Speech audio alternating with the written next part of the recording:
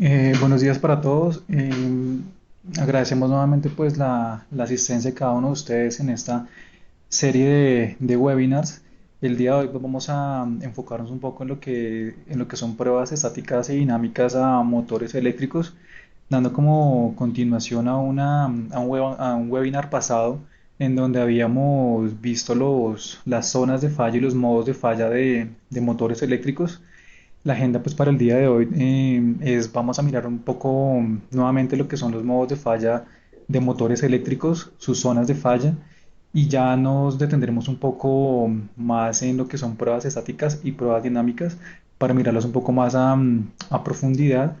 Todo eso con el objetivo de que ustedes conozcan y se familiaricen con ese tipo de ensayos no destructivos que son muy, muy importantes a la hora de querer garantizar disponibilidad y confiabilidad en la operación de cada una de las industrias en las que trabajemos. Bueno, nuevamente porque es importante el diagnóstico de máquinas rotativas.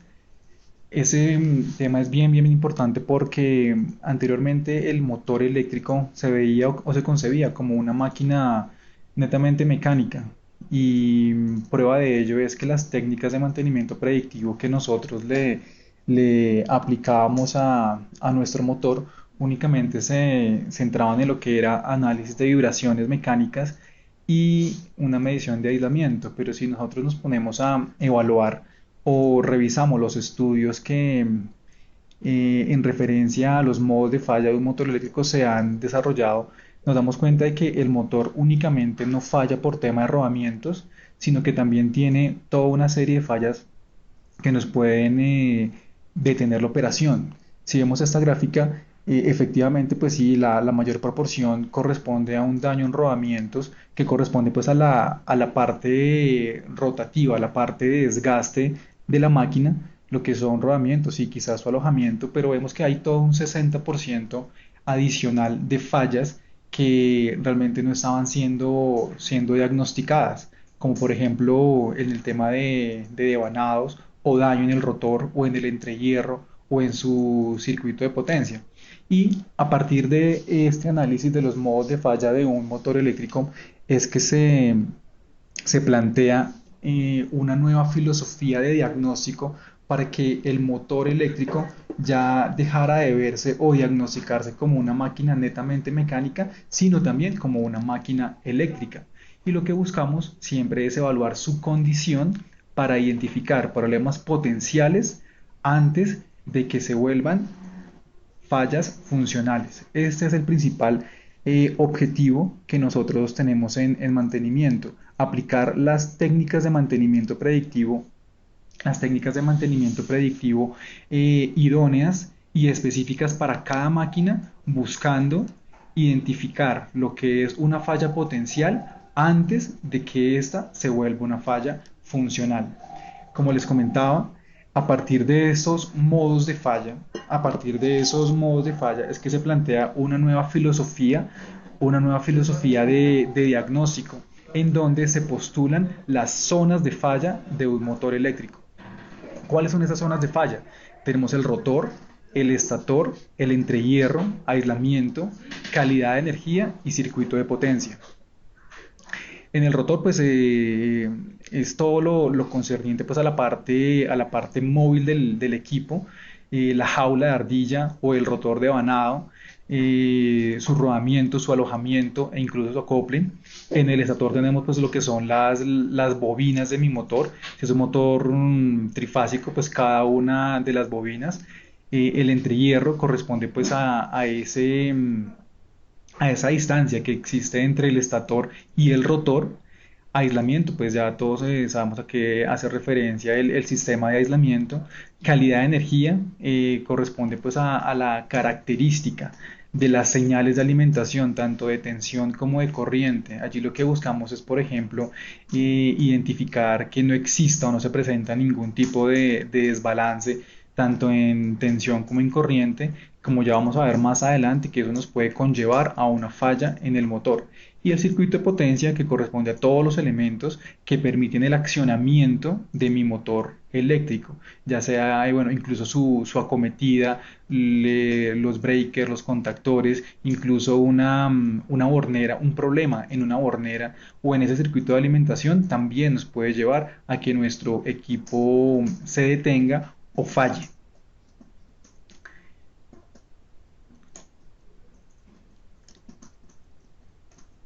La parte de pruebas estáticas, las pruebas estáticas corresponden a todas aquellas pruebas que se ejecutan con el motor desenergizado, con el motor desconectado.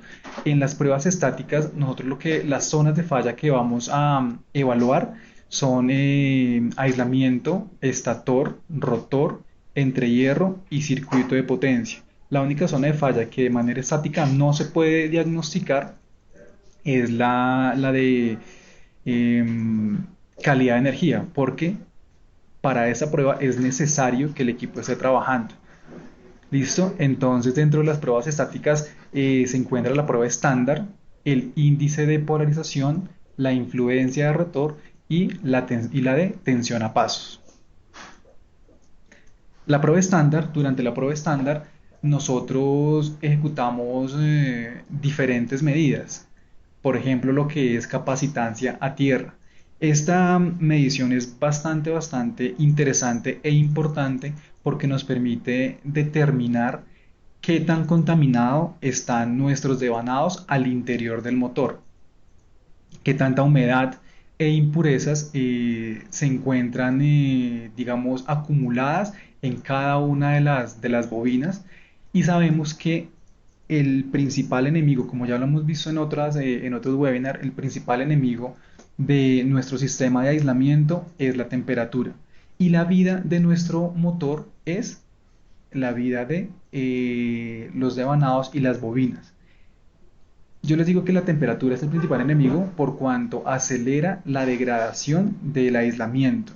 Entonces, cuando yo hago una medida de capacitancia a tierra, estoy verificando qué tan contaminado están mis devanados y eso se traduce en que la capacidad de disipación de temperatura disminuye.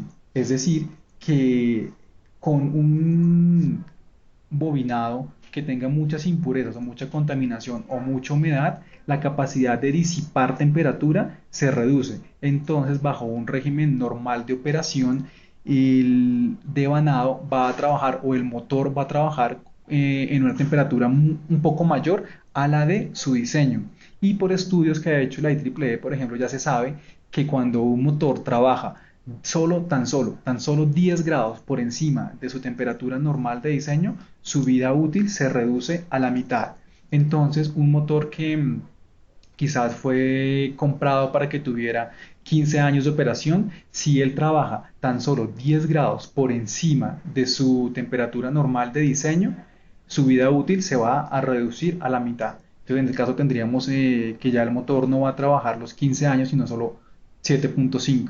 Entonces, en activos o en motores de gran envergadura, de gran tamaño, eso es un problema bastante considerable porque si miramos el motor ya no como una máquina que está operando o que mueve una carga independiente, sino que lo veamos como un activo productivo, la gestión de ese activo se presenta como una necesidad inaplazable y sabemos que cuando hablamos de gestión de activos, lo que buscamos es prolongar lo más que se pueda su vida productiva, porque eso trae unos réditos económicos muy importantes para cada empresa. Entonces, si ya identificamos que la temperatura es quizás el principal enemigo que me acelera la degradación del sistema de aislamiento, es algo que yo debo tener muy en cuenta. Por eso la medida de capacitancia a tierra es muy interesante.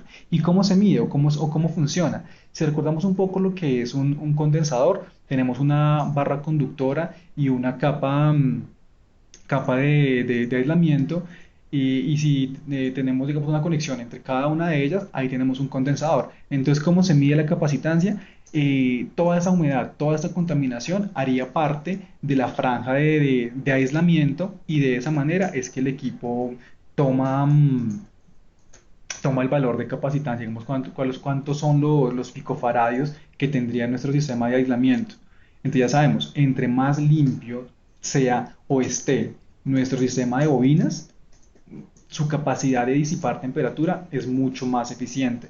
Si, por ejemplo, durante la prueba estándar se identifica que la capacitancia a tierra es muy elevada, una recomendación que se tiene es que una vez el motor esté programado para mantenimiento, se le haga su correspondiente lavado, secado, barnizado y horneado para mejorar esta característica. Otra de las, digamos, dentro de la prueba estándar, otra medida que se toma es la resistencia fase-fase y su desbalance resistivo. De esa manera nosotros podemos identificar y caracterizar cada una de las bobinas del motor y poder identificar si existe una falla o si se ha comenzado a desarrollar una falla en cada uno de los arrollamientos. Y esta prueba tomado de la mano o también con la prueba de inductancia fase-fase me permite identificar si existe un corto entre espiras de una misma bobina. Si yo hago la medición de resistencia a tierra, esta medida no me permite identificar cuando se ha comenzado a desarrollar un corto entre espiras de una misma fase, porque la variación en resistencia es muy bajita, mientras que de manera inductiva el cambio sí es mucho más significativo. Entonces la medida de resistencia fase-fase junto con la de inductancia fase-fase, que es un concepto magnético, me permite identificar ese modo de falla, de que en el motor se ha comenzado a desarrollar una falla y con el tiempo, dependiendo de cómo aumente o de qué tan severo se haga ese desbalance, yo puedo, digamos, hacer la correcta planeación o, la debida, o el debido aprovisionamiento para sacar un motor a mantenimiento o no hacerlo. La medida de inductancia fase-fase, sabemos que bueno, la fórmula relaciona conceptos como bueno, la longitud del arrollamiento, el número de vueltas, la permeabilidad del cobre, y si vemos que cada una de esas características en el tiempo no tiene por qué cambiar, entonces la base que se utiliza o el concepto que se utiliza para identificar si existe o no un cambio corresponde al número de vueltas de cada una de las bobinas. Si existe un corto entre una bobina, en una bobina, entre varias espiras de la misma fase, el número de vueltas va a cambiar. Y de esa manera es que el software o el equipo determina que existe o no un corto entre espiras. Entonces, durante la prueba estándar, como se dan cuenta, lo que buscamos es caracterizar de manera tanto eléctrica como magnética las tres bobinas para identificar la existencia o el desarrollo de una falla potencial, que en el tiempo se puede traducir en una falla funcional, que es cuando el equipo se detiene. Otra de las pruebas que se ejecutan de manera estática es la del índice de polarización. Esa es una prueba muy interesante, ya que nos permite identificar a ciencia cierta cómo se encuentra nuestro sistema de aislamiento. Siempre que nosotros hacemos una medida o vamos a determinar el nivel de aislamiento de un sistema eléctrico, ya sea una cometida, un motor eléctrico o incluso un transformador, lo que estamos buscando es mirar cómo se comporta la corriente de fuga. Siempre que nosotros medimos aislamiento, lo que buscamos es eso, caracterizar o determinar cuál es el comportamiento de la corriente de fuga. Entonces, en el índice de polarización, lo que nosotros estamos analizando es el comportamiento de esa corriente, de una corriente total que se compone de la suma de cuatro corrientes principales. Una de ellas es la corriente capacitiva. Lo vemos en la gráfica que se encuentra en la parte superior izquierda. La corriente capacitiva es una corriente de de una gran magnitud en el tiempo cero, pero que disminuye drásticamente al pasar 20 o 30 segundos. O sea, tiene una gran magnitud en el tiempo cero, pero se hace cero muy rápidamente.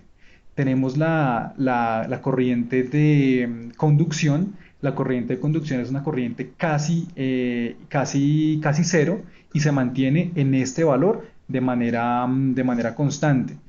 Tenemos la corriente de fuga, no sé si aquí la pueden ver en la gráfica como leakage.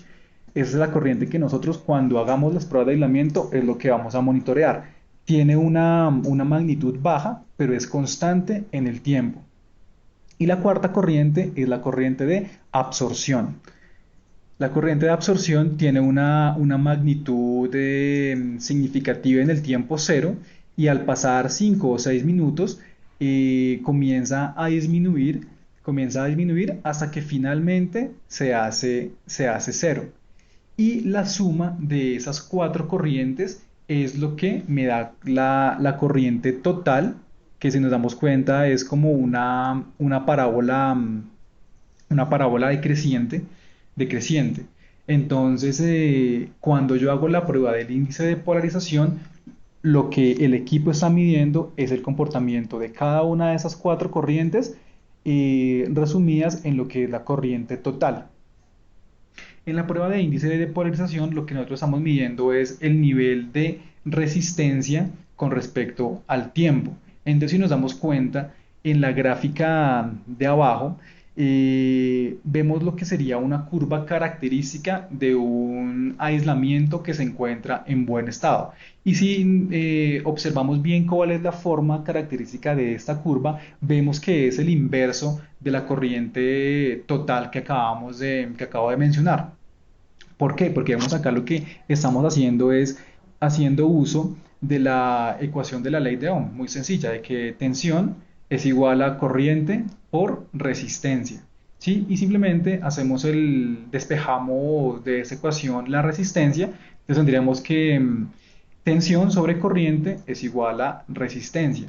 Como la tensión que yo estoy aplicando a la prueba es constante, lo único que va a cambiar es la corriente. Y como ya sabemos cuál es el comportamiento característico de la corriente total, vemos que va disminuyendo de forma parabólica inversa. Entonces el resultado es simplemente el inverso de esa corriente, que sería la resistencia. ¿De acuerdo? El índice de polarización simplemente nos relaciona la resistencia medida a 10 minutos con respecto a la resistencia medida a 1 minuto. La norma la IEEE 43 nos dice que un valor de índice de polarización superior a 2, entre 2 y 4, nos indica que el sistema de aislamiento o que la prueba es satisfactoria y que el aislamiento se encuentra en buen estado. Pero más allá de ese valor, de ese índice, lo que nosotros debemos hacer es analizar y observar la curva característica que se obtiene al finalizar la prueba. Porque como estamos viendo en esta gráfica, el índice de polarización en este caso nos dio 2.5, se los comento, dio 2.5 y eso de acuerdo a la norma nos indica que el aislamiento se encuentra en buen estado. Pero si nosotros observamos esta curva característica, nos damos cuenta que hubo varios eventos en donde la resistencia medida disminuyó. O sea, que son esos picos inversos. ¿Y eso qué significa? Que durante la prueba, en alguna parte del aislamiento, la corriente de fuga aumentó. Y eso nos indica que el sistema de aislamiento o el aislamiento de nuestro motor ha comenzado a desarrollar una falla. Entonces, la prueba de índice de polarización es bien importante, pero debemos analizarla no como el valor que se obtiene, sino cuál es la curva característica resultante durante esa prueba. porque el índice o el valor de la prueba puede que nos dé bien, pero puede que la curva característica no lo dé. Como en este caso, vemos que la curva tiene el valor de IP estuvo por encima de 2 de acuerdo a lo que, de acuerdo a lo que la norma lo recomienda, pero su curva característica sí nos muestra que una falla potencial ha comenzado a desarrollarse en el sistema de aislamiento. Es lo importante de esta prueba. No centrarnos en el índice como tal, sino en la curva característica. Continuemos. La prueba de influencia de rotor lo que nos relaciona es justamente esa relación magnética que existe entre el rotor, el estator, a través del entrehierro.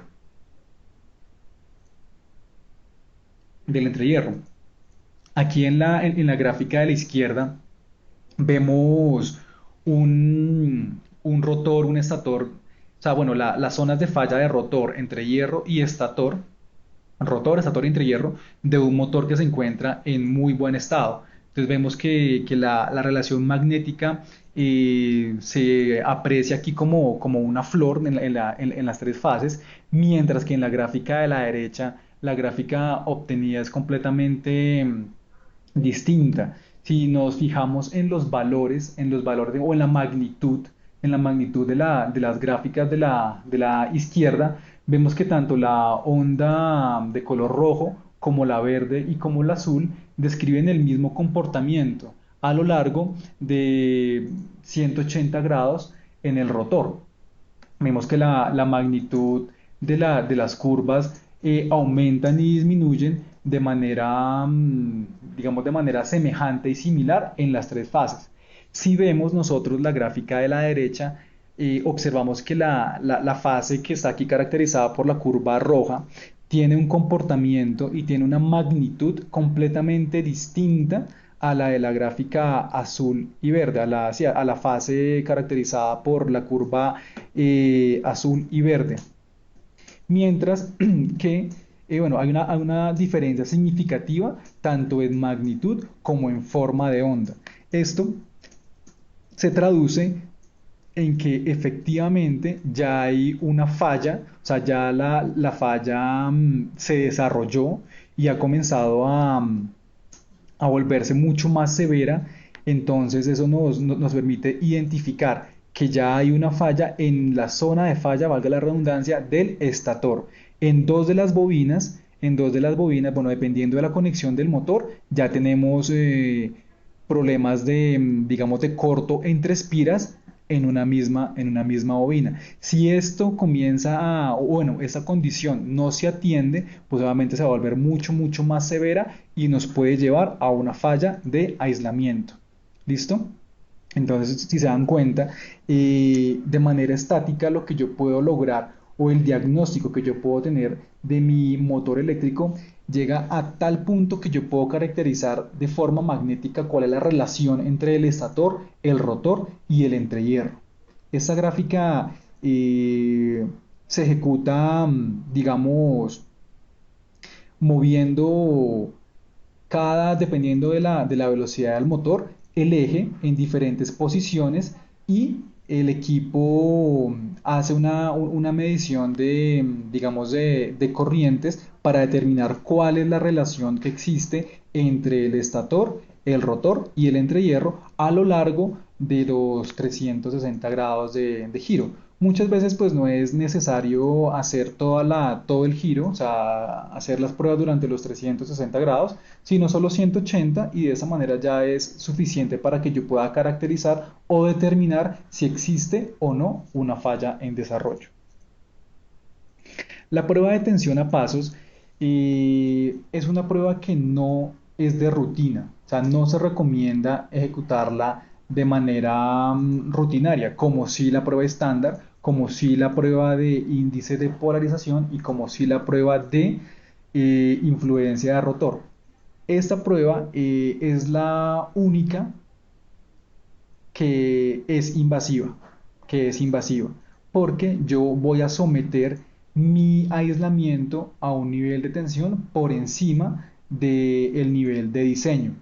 pero no es, digamos, tan invasiva o destructiva como otros equipos que someten el aislamiento o sobreestresan el aislamiento, digamos, de un motor de 440 volts, lo sobreestresan hasta 5000 para ver cuál es el comportamiento de su aislamiento, en donde el resultado es o pasa o no pasa la prueba.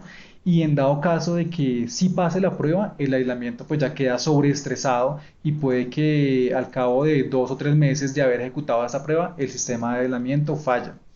Esa prueba, como yo les digo, no es de rutina por cuanto es invasiva. Puede llegar a ser invasiva porque estoy sometiendo el aislamiento a un nivel de tensión superior al de diseño. Pero lo que les mencionaba es que a diferencia de otras pruebas, pues no es tan invasiva, puesto que el nivel de tensión al que se está sometiendo o estresando el sistema de aislamiento se hace de forma gradual. Inicialmente se polariza y se magnetiza todo el motor al nivel de tensión nominal de operación. Una vez el aislamiento se estabiliza a ese nivel de tensión, se hace un incremento gradual, por eso se llama tensión a pasos, y lo que nosotros buscamos es caracterizar la corriente de fuga. ¿Cuál es esa corriente de fuga? La que estamos observando en nuestra gráfica de la derecha, la de color azul. Y si nos damos cuenta, estamos monitoreando cómo es el comportamiento de la corriente de fuga que está medida aquí en microamperios. Entonces, se hace el incremento en tensión y se deja un tiempo a que el aislamiento se adecue o asimile ese nuevo nivel de tensión, y una vez se estabiliza, se vuelve a hacer un incremento.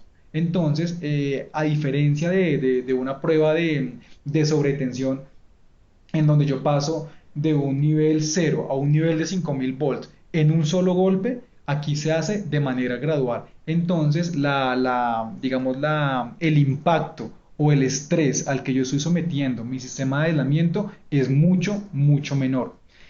La prueba también tiene un control o tiene una protección, y es de que si en algún momento durante la prueba la corriente de fuga se dispara, la prueba se detiene automáticamente. Bueno, yo les decía que para un motor de 440 volts yo no tengo que someterlo a 5000 volts para saber si se encuentra en buen estado o no, sino que simplemente yo le aplico una fórmula que es la que estamos listando acá, la que estoy mostrando en la diapositiva. Yo puedo determinar si el aislamiento se encuentra en buen estado o no después de que haya sufrido, por ejemplo, un evento de una descarga atmosférica o una sobretensión por algún problema en la instalación. Esa prueba, lo que yo les comento, no se ejecuta de rutina, se ejecuta únicamente cuando el motor sale de mantenimiento, como si uno quisiera hacer una especie de interventoría al mantenimiento realizado, o si el motor es nuevo, o para trazar una línea base. Bajo ninguna otra condición se recomienda hacer esta prueba, por cuanto, a pesar de que no estamos sometiendo el nivel de tensión a un nivel de 5000 volts, sino que es mucho menor,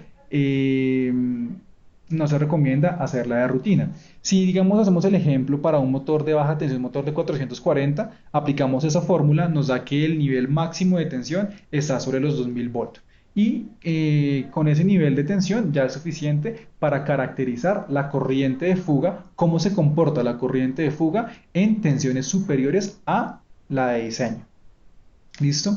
Y de esa manera pues se finaliza lo que son las pruebas estáticas.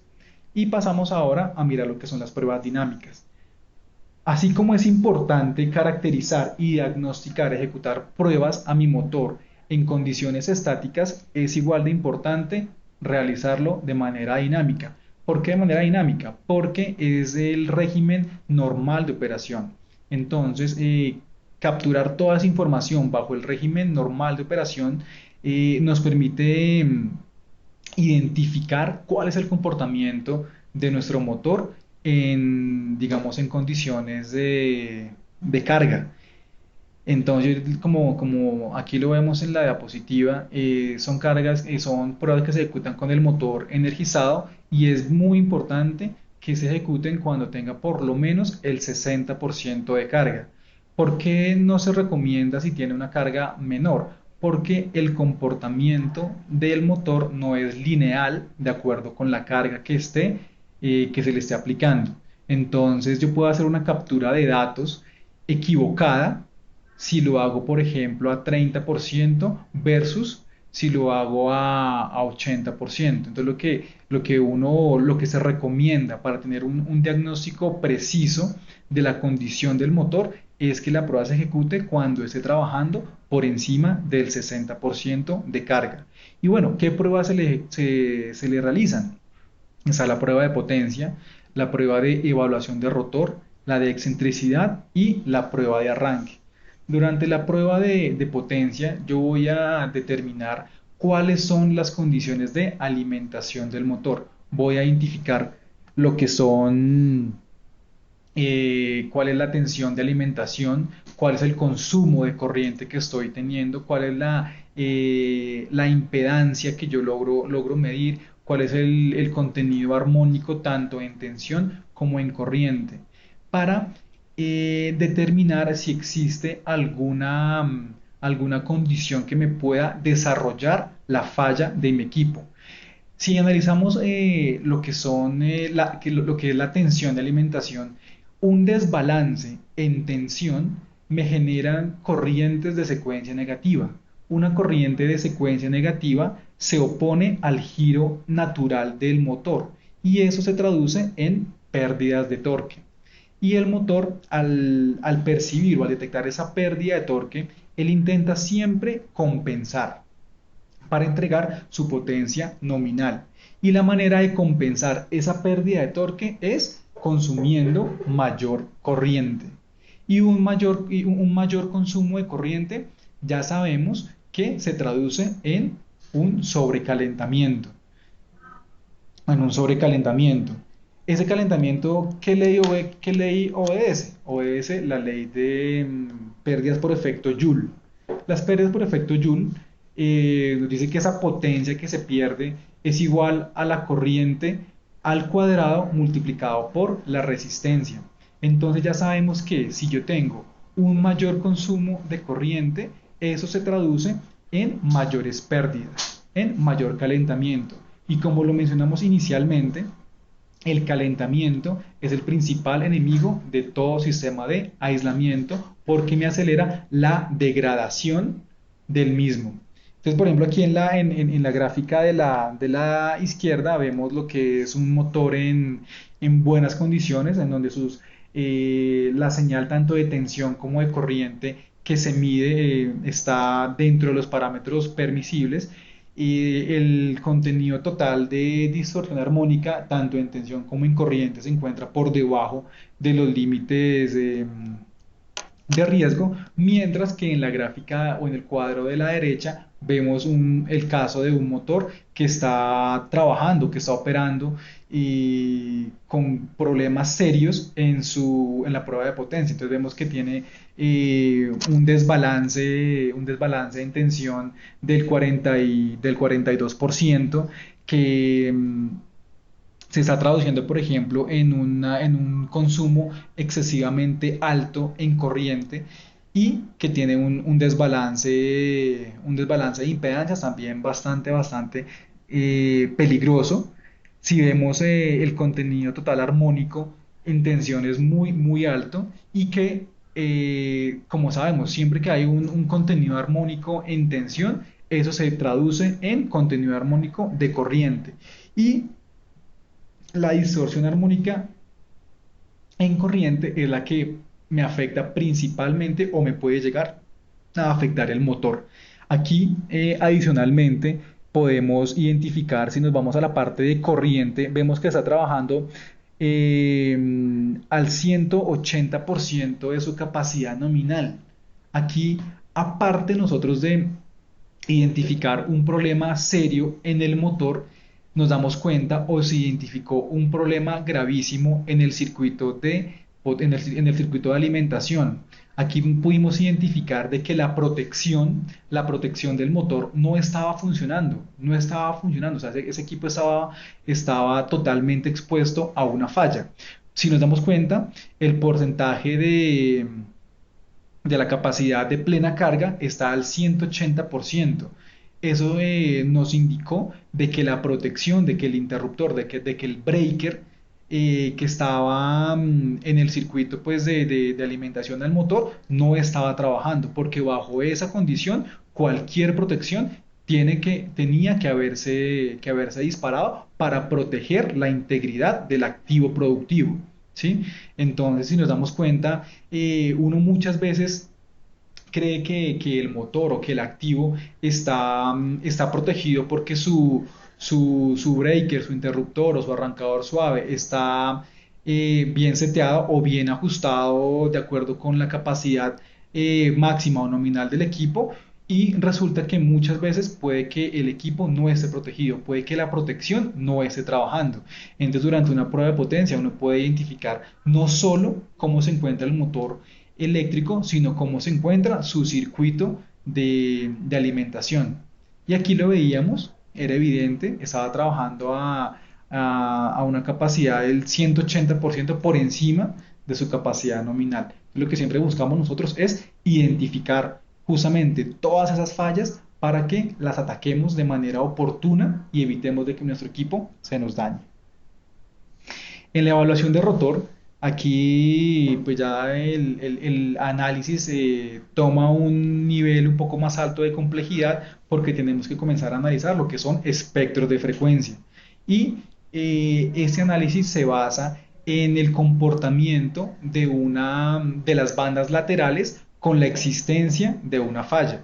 En la gráfica superior vemos una evaluación de rotor de un motor que se encuentra en muy buenas condiciones, condiciones normales de operación y que no tiene ningún indicio de que se esté desarrollando alguna falla.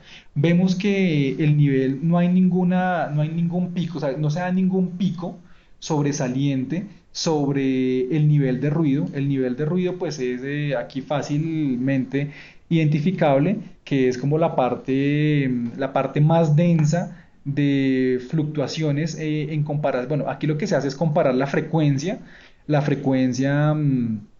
fundamental versus otras frecuencias y se utiliza pues la escala de decibeles para comparar justamente esas magnitudes y aquí observamos en la gráfica de arriba de que no hay ningún pico sobresaliente aparte del de la frecuencia fundamental.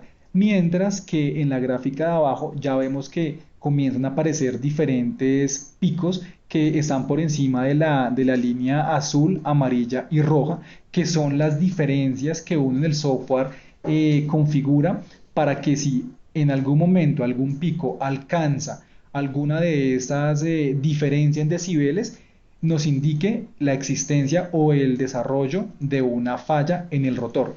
En la gráfica de abajo vemos que aparte del pico correspondiente a la frecuencia fundamental, hay otros picos que han comenzado o que se encuentran por encima de esas franjas de colores que les acabo de mencionar, la azul, la amarilla y la roja. Y dependiendo de la diferencia en decibeles, yo puedo determinar si existe una falla o hay un problema en una barra del rotor. Dependiendo de esa diferencia, yo puedo determinar si existe una falla en el rotor correspondiente a que hayan barras agrietadas o que la conexión de las barras con el colector no esté bien sujeta o comience, digamos, a presentarse soltura entre las barras del rotor, en las barras de la jaula y su anillo colector. Y dependiendo de entre menor sea la diferencia con respecto a la frecuencia fundamental, es mucho más grave el estado o la evolución de la falla en mi rotor. Vemos ahora la gráfica de excentricidad, de la prueba de excentricidad.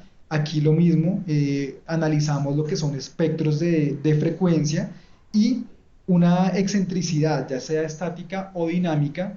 Y la excentricidad, pues como lo mencionamos en un webinar pasado, corresponde a que el rotor no gira de manera concéntrica con el estator, sino que está recostado hacia un lado en el caso de una excentricidad estática o el eje se está moviendo. O sea, la diferencia, la distancia del entrehierro, la distancia del entrehierro no es constante a lo largo de, pues, de todo el giro. Y eso se traduce en sobreesfuerzos en los rodamientos y en los alojamientos, que a su vez se traduce en un acelerado, una acelerada, un acelerado deterioro de rodamientos y pues del alojamiento. ¿Qué problema se encuentra o qué problema yo puedo identificar o cómo se analiza este espectro de frecuencia? Cuando se genera ese tipo de excentricidad, se presentan igual cuatro picos que están separados dos veces la frecuencia de alimentación. En ese caso, pues la frecuencia del motor estaba a 60 Hz, no tenía o no estaba accionado con un variador de frecuencia, entonces su frecuencia de alimentación era 60, y cuando hay un problema de excentricidad se generan cuatro picos que están eh, separados de manera equidistante dos veces la frecuencia de alimentación, y sobrepasan el nivel de ruido y están por encima de las franjas amarilla y azul, como lo vemos en la gráfica superior. Ahí nos damos cuenta de que existe un problema en el entrehierro porque tenemos excentricidad. Y eso se va a ver en el tiempo traducido en una falla en rodamientos o del alojamiento del mismo. Mientras que en la gráfica de abajo vemos un motor que se encuentra sin problema de excentricidad. Sin problema de excentricidad. Miremos ahora la prueba de arranque. Aquí quise colocar dos gráficas diferentes de motores a los que se le hizo la prueba de arranque. Esa prueba es bien, bien importante porque dependiendo del comportamiento del motor durante este proceso, yo puedo identificar si existe o no un problema en el motor. En la gráfica de arriba veamos las magnitudes. Un motor digamos, de baja tensión. Sabemos que los motores de inducción AC, asíncronos, durante el proceso de arranque, la corriente de arranque puede llegar a ser mayor, más de 6 veces la corriente nominal, y en un tiempo corto pues se estabiliza. Y en la gráfica de abajo vemos un motor de media tensión, un motor de 13.800 volt. Vemos que su curva es completamente diferente. Aquí, bueno, ¿por qué la diferencia de esas gráficas? Simplemente porque la potencia de las máquinas era completamente distinta. En el motor de arriba, en la gráfica de la prueba de arranque, que se encuentra en la parte superior, es un motor de baja tensión, de potencia entre los más o menos como 500 kilowatts, mientras que en la gráfica de abajo era un motor de 13.800 de más de 5.600 caballos. Entonces vemos que la magnitud o el tamaño de los equipos, y dependiendo de la carga que estén accionando, tiene curvas características diferentes. Entonces es importante que las caractericemos para que en el tiempo, si nosotros vemos o podemos identificar algún cambio en esa curva característica, podemos determinar que una falla potencial ha comenzado a desarrollarse. Entonces, si nos damos cuenta, ya aquí digamos, para finalizar, el diagnóstico del motor se puede enfocar o hacer uso de diferentes herramientas para determinar cuál es su condición actual. El diagnóstico, digamos, de las diferentes zonas de falla a través de espectros de frecuencia, pues no es muy sencillo, pero todo eso, digamos, se puede traducir en un resumen como el que les estamos presentando en este momento. Las pruebas que acabamos de ejecutar se realizan con el equipo MC Max.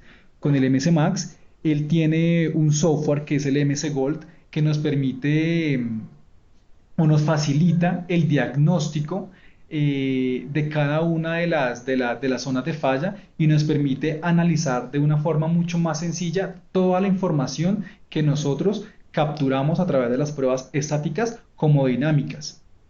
¿Sí? Tiene herramientas de análisis que nos permiten, digamos, depurar o analizar un espectro de frecuencia de manera mucho más sencilla para que finalmente el diagnóstico se traduzca en un cuadro como este. Si nos damos cuenta, es un cuadro muy, muy sencillo en donde se relacionan cada una de las zonas de falla, lo que es circuito de potencia, lo que es calidad de potencia, lo que es aislamiento, lo que es estator, rotor y entrehierro. Y en la parte derecha cómo se encuentra cada una de las zonas de falla. Entonces, si ven, este cuadro resumen es muy sencillo de leer, la información que nos brinda es muy, muy amplia y lo más importante es que nos entrega un diagnóstico completo y certero de cómo se encuentra mi activo productivo. Pero si nos damos cuenta que cuál es el trasfondo de este cuadro, fue lo que acabamos de ver. Toda una serie de información que debe ser analizada de manera muy, muy minuciosa y muy juiciosa para poder llegar a este resumen. ¿Sí? Entonces eso es lo que uno busca. Digamos, aplicar las mejores técnicas de diagnóstico, analizar la información de la mejor manera posible para que al final yo tenga un resumen tan sencillo y que me dé como el parte médico de que cómo se encuentra cada uno de mis activos productivos o por lo menos de las máquinas que son críticas para mi operación. Para mi operación. Listo. De esta manera, pues finalizamos lo que es lo que son las pruebas a los motores eléctricos a través de la técnica del MC Max, que se divide en pruebas estáticas como pruebas dinámicas. Uno puede determinar o encontrar o alcanzar un diagnóstico a través de solo pruebas dinámicas o solo pruebas estáticas, porque cada una de ellas, como nos dimos cuenta, están enfocadas en analizar cada una de las zonas de falla del motor eléctrico, pero para tener, digamos, mayor información para tomar decisiones sobre si saco o no saco a mantenimiento un motor, lo que se recomienda es ejecutar las dos o caracterizar mi motor tanto de forma estática como de forma dinámica. Muchas gracias. Listo, vamos a dar unos segundos, hay unas preguntas registradas. No, vamos a dar un momento para las personas que las quieran escribir. Listo. Hay una pregunta que dice, actualmente tenemos un megaómetro Metrel MI 3210 que al finalizar una prueba nos indica un resultado de descargas dieléctricas. ¿A qué hace referencia este indicador y cómo lo podemos interpretar? Bueno, como yo les mencionaba, cuando nosotros hacemos una medición de aislamiento, lo que estamos es caracterizando cuál es la corriente de fuga que se da en mi equipo. Entonces, si al finalizar la prueba, el equipo les indica el, el número de descargas dieléctricas, el número de descargas eléctricas es justamente eso, cómo se está comportando la corriente de fuga durante la prueba. Es importante que nosotros identifiquemos ese resultado en qué unidades se los está entregando, porque de esa manera yo puedo determinar a qué hace referencia. Pero comúnmente cuando se hace la medición de aislamiento, lo que yo busco es cómo se comporta la corriente de fuga durante un proceso de aplicarle una diferencia de potencial, ya sea el nominal o por encima del nominal, para determinar si el aislamiento se encuentra en buen estado o no. Y dependiendo, por ejemplo, digamos de ese resultado que les está dando, ustedes pueden determinar en qué condición se está dando, dependiendo del número de descargas dieléctricas. Si el valor es alto, uno podría concluir de que se ha comenzado a desarrollar o hay un deterioro en el sistema de aislamiento que debe ser atendido de manera oportuna. Siguiente pregunta. ¿La prueba de tensión paso a paso es la misma prueba de hypo? ¿A qué voltaje y durante cuánto tiempo debe ser cada uno de los pasos en el ensayo de tensión paso a paso? Bueno, la prueba HiPod y la prueba de tensión a pasos, ambas pruebas son destructivas o son invasivas, pero son bien diferentes. Como yo se los mencioné, la prueba HiPod consiste en aplicar una sobretensión, normalmente son 5000 volts, para un motor de baja tensión, motor de 440, de 480, y esa prueba consiste en aplicarle de 0 a 5000 volts de un solo paso y verificar si el sistema de aislamiento pasa o no pasa la prueba. La prueba de tensión a pasos es diferente, también es invasiva, pero no tanto como la HiPod, porque si es bien que voy a someter el aislamiento a un nivel de tensión por encima del de diseño, no se hace de manera abrupta, sino se hace por pasos. Entonces, inicialmente se aplica el nivel de tensión nominal, se deja que el sistema de aislamiento se polarice y se polarice y se estabilice para ese nivel de tensión, y al pasar 60 o 90 segundos se hace el siguiente incremento. Una vez se haga ese nuevo incremento, se deja lo mismo, que el aislamiento se, se adapte o se estabilice a ese nuevo nivel de tensión, y una vez se logra esa estabilización, o, sí, o que se adapte a ese nivel de tensión, se vuelve y se incrementa hasta, como se les mencionaba, ahí en la presentación estaba como la fórmula que le permite a uno determinar cuál es el nivel de tensión suficiente para saber si el aislamiento se encuentra en buen estado o no. Y como se los mencioné, la prueba HiPod va de 0 a 5000 de forma abrupta, o sea, de golpe, mientras que la otra va hasta solo 2000 volts, y se hace de manera gradual. Entonces, el estrés al que se somete el aislamiento es completamente distinto. Y el resultado de diagnóstico es el mismo, saber si el aislamiento se encuentra en buen estado o no, pero con una gran diferencia, y es que el estrés al que se sometió el aislamiento es completamente distinto. Después de que yo ejecuto una prueba HiPod y que el motor la pase, es muy probable que al pasar 2 o 3 meses el sistema de aislamiento falle. ¿Por qué? Porque ya ha sido afectado por esa sobretensión tan alta. Mientras que en una prueba de tensión a pasos, al hacerse de manera gradual, el deterioro o el daño que uno pueda llegar a causar al sistema de aislamiento es muchísimo menor. Siguiente pregunta. ¿Con qué equipo se realizan las pruebas de barras al rotor?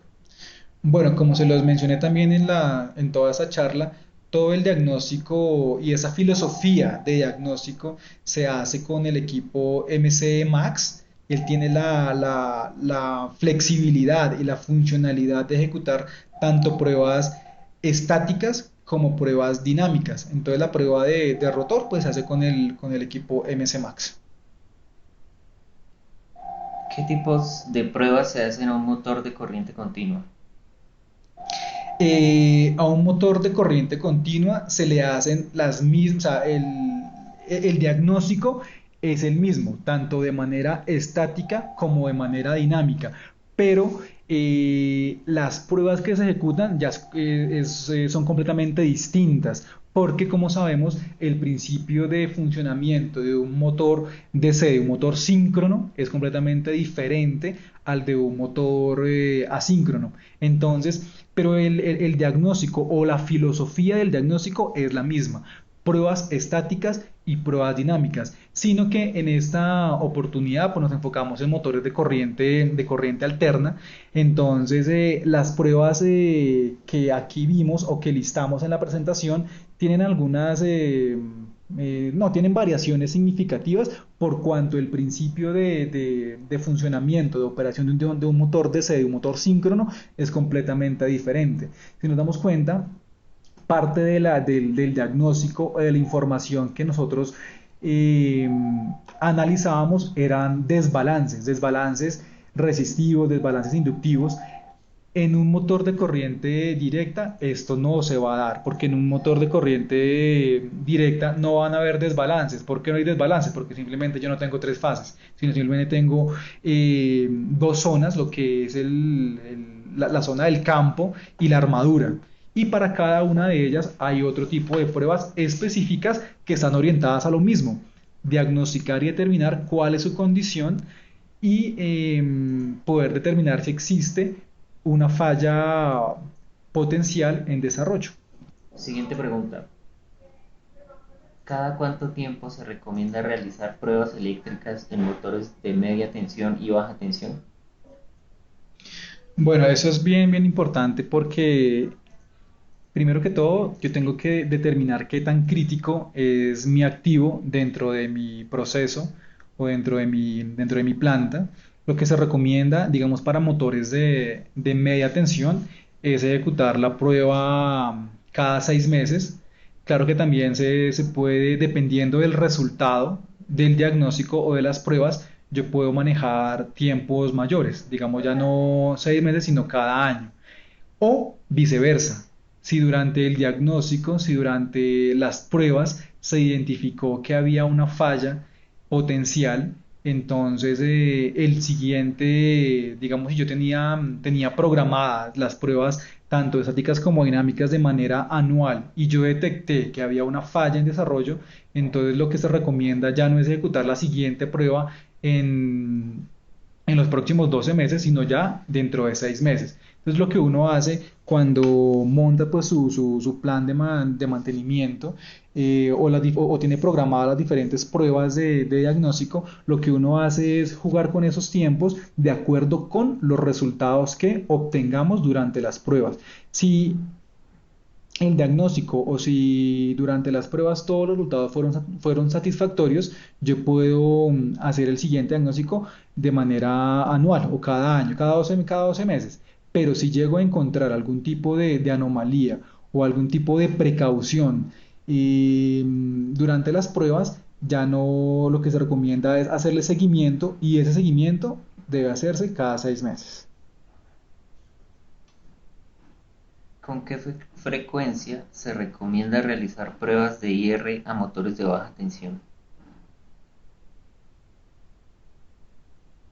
Bueno, esas pruebas IR, como son pruebas de rutina, dependiendo del diagnóstico o de qué tan profundo quiera yo diagnosticar mi motor, uno puede implementar una rutina de mantenimiento de pruebas IR cada 6 meses para motores de baja tensión que sean críticos, que sean muy críticos dentro de la operación y para aquellos que tengan un nivel de criticidad menor, lo puedo manejar cada 12 meses. Siguiente pregunta. Cuando se hace una reparación de un motor, por ejemplo un rebobinado, ¿qué pruebas se le hacen? En ellas se incluyen las invasivas.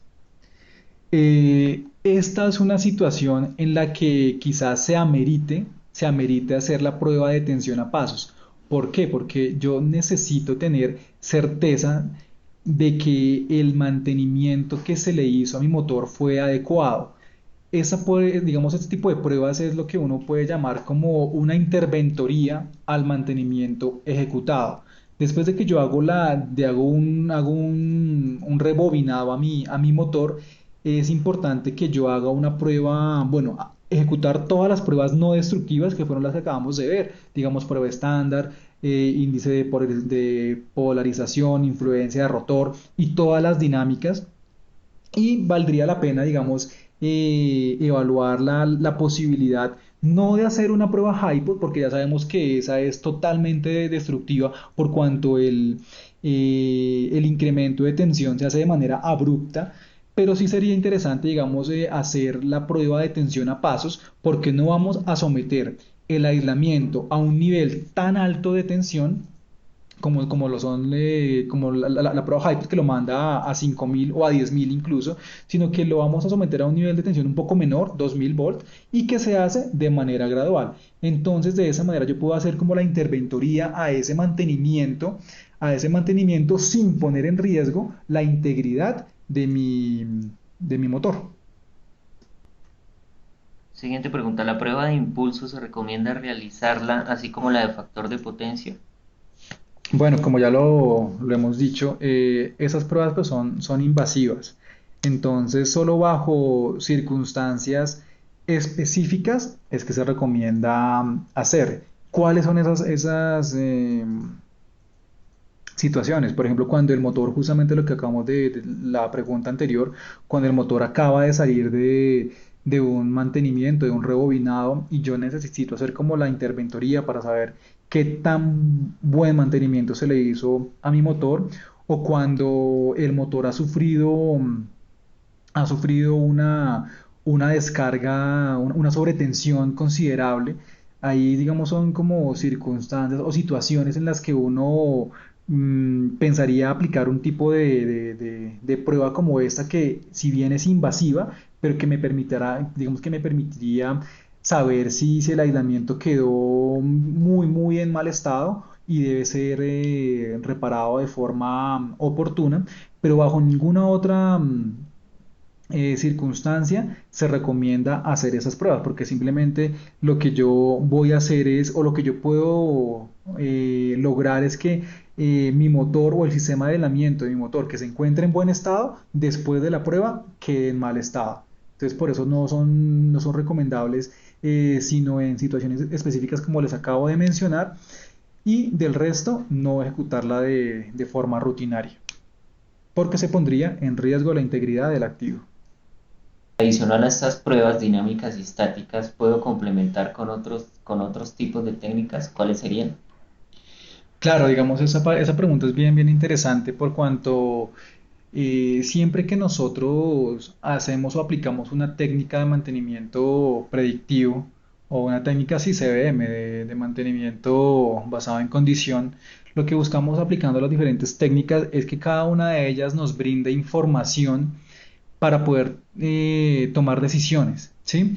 Entonces, si bien aquí vemos que las pruebas estáticas y dinámicas están enfocadas principalmente en diagnosticar de forma eléctrica el motor, yo puedo complementar el diagnóstico con análisis de vibraciones para determinar en qué condición se encuentran mis rodamientos, o lo puedo también, digamos, complementar con inspecciones de ultrasonido, porque si bien sabemos que cuando se presenta una falla o comienza a desarrollarse una falla en rodamientos, la técnica que me permite identificar de forma más temprana o más oportuna este evento es el ultrasonido. Entonces, digamos, yo puedo complementar el diagnóstico con ultrasonido, con análisis de vibraciones mecánicas, eh, o incluso con termografía, digamos, si yo logro detectar un calentamiento anormal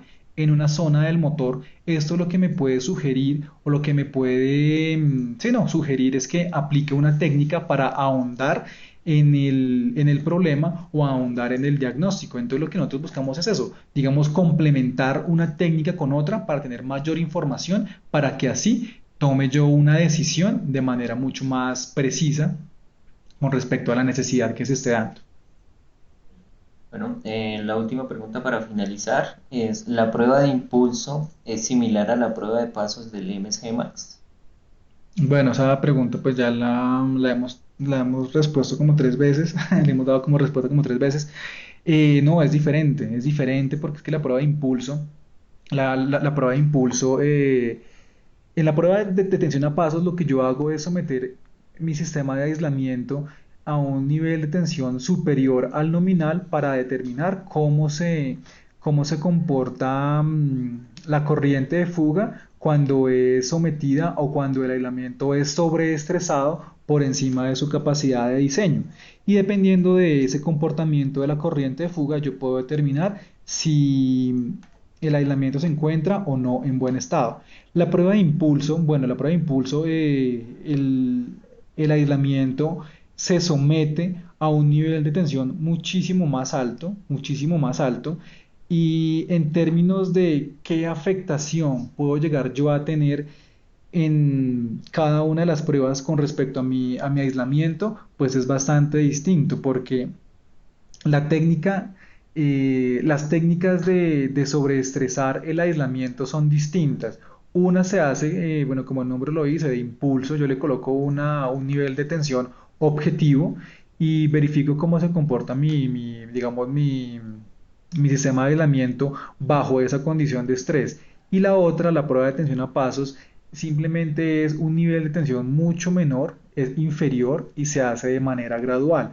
Entonces, si comparamos las técnicas, el resultado, bueno, o lo que se espera encontrar es lo mismo, determinar en qué condición se encuentra mi sistema de aislamiento, pero con la gran diferencia de que una se hace de manera abrupta y la otra se hace de manera gradual. Se deja que el aislamiento se adapte a el nivel de tensión, se estabilice y una vez estabilizado se vuelve y se hace un incremento en el nivel de tensión y el incremento no se hace tampoco, digamos, de a 500 o a 800 volts, sino que se hacen pequeños incrementos en la tensión para que el estrés o el deterioro que pueda llegar yo a tener en mi sistema de aislamiento sea el mínimo. Vamos con una última pregunta. ¿Cómo puedo determinar el porcentaje de desbalance con las tres resistencias medidas? ¿En qué norma me puedo apoyar para ello? Bueno, como yo les mencioné en la charla, el MS Max, aparte de ejecutar las pruebas, tiene el complemento o la funcionalidad de que se soporta con el MS Gold, que es el software que permite capturar y analizar toda la información que tanto de manera estática y de manera dinámica encuentro en el motor. Y el software es el que se encarga de hacer el cálculo de ese desbalance resistivo y de ese desbalance inductivo. Sin embargo, nosotros nos podemos apoyar en la norma IEEE 43, que es bien, bien amplia en términos de todo lo concerniente con aislamiento, para que, digamos, no nos quedemos únicamente con la información que el software nos entrega, que viene, nos facilita mucho el análisis, podemos igual profundizar en una norma como esta.